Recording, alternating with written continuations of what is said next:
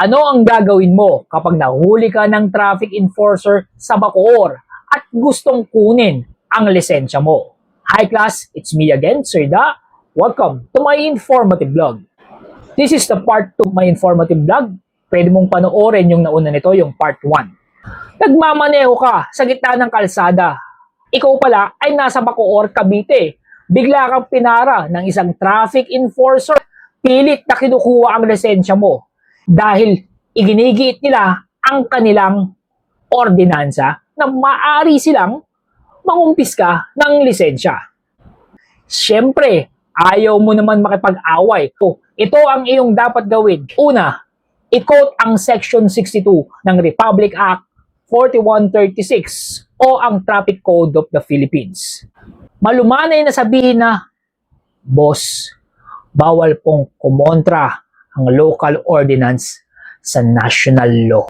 Pangalawa, kung mapilit pa rin si mamang enforcer, humingi ng deputation paper. Ang deputation paper ay isang patunay na ang isang traffic enforcer ay may karapatang mangumpiska ng lisensya dahil siya ay deputized ng LTO.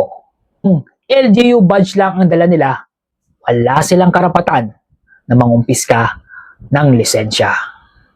Pangatlo, kung talagang mapilit si mamang enforcer at iginigiit ang kanilang local ordinance, ipakita ang iyong electronic driver's license na makikita sa iyong LTO, LTMS online account. Sa bandang huli, tanging kaligtasan at disiplina lamang ang nais nilang mangyari para makaiwas tayo sa disgrasya.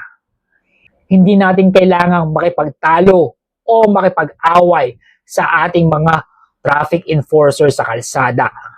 Ginagawa lamang nila ang kanilang trabaho. Ngunit subalit datapwat sa hindi pagkakasundo ng dalawang ahensya ng gobyerno, ang naiipit ay mga simpleng mamayan. Sana ayusin ng pulisiya, sundin ang batas, dahil ang simpleng mamayan ang kawawa sa bandang huli. Sana may natutunan ka sa aking informative vlog kong ito.